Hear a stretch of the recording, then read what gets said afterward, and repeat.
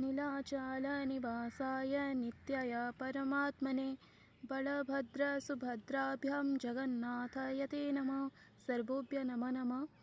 मम नाम स्वागतिका साहू।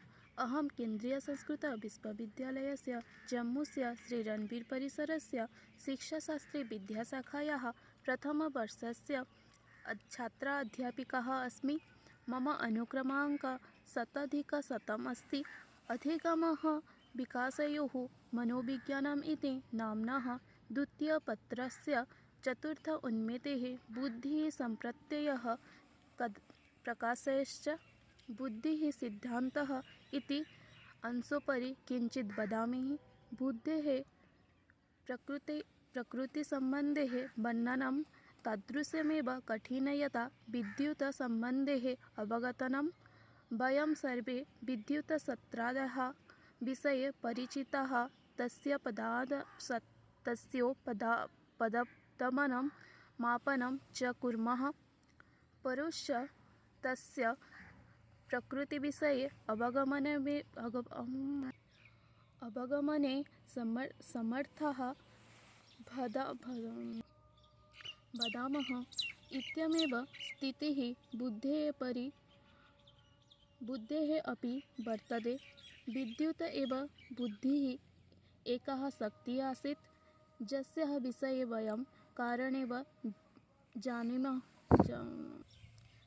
कारणेन जानीमः, यथा गणितादिप्रश्नानां समाधानं, भवननिर्माणं, सम्यक् भाषणं, गायनम् इत्यादयः।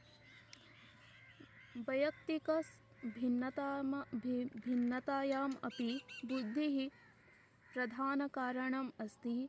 बुद्धिः भेदेन प्राणिनः भिन्नाः सन्ति इति सर्वविदितमेव। बुद्धिविषये चतुर्दश मनोवैज्ञानिकाः भिन्नरूपेण स्वीकृतमतं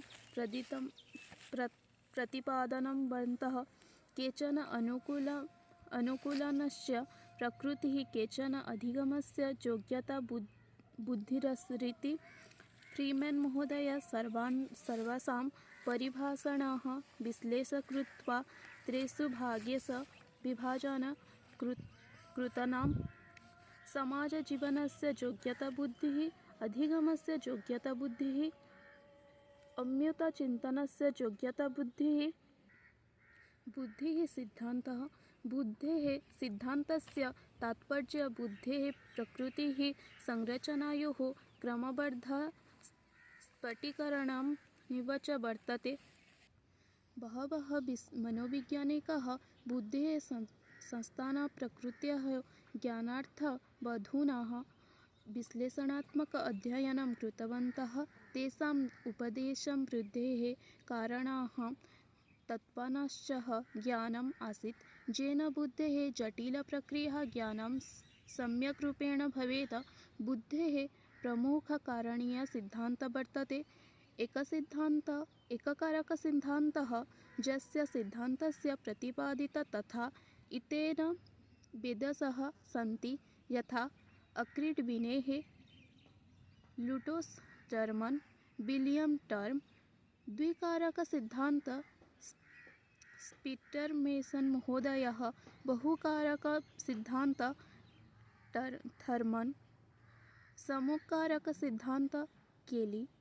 पदानुक्रमिकसिद्धान्तः बुद्धिसंरचनासिद्धान्तः। बहुबुद्धिसंरचनासिद्धान्तः थर्न्डाइक् महोदयः। बुद्धेः मापनं। वस्तुतः बुद्धेः तु थर्न्डाइक् वस्तुतः नास्ति, अतः अस्याः मापनस्य विशिष्टाः किञ्चित् प्रक्रियाः सन्ति। इत्यत्र नास्ति संशयः, यस्याः एव प्रक्रियायाः अन्वेषणः क्रमः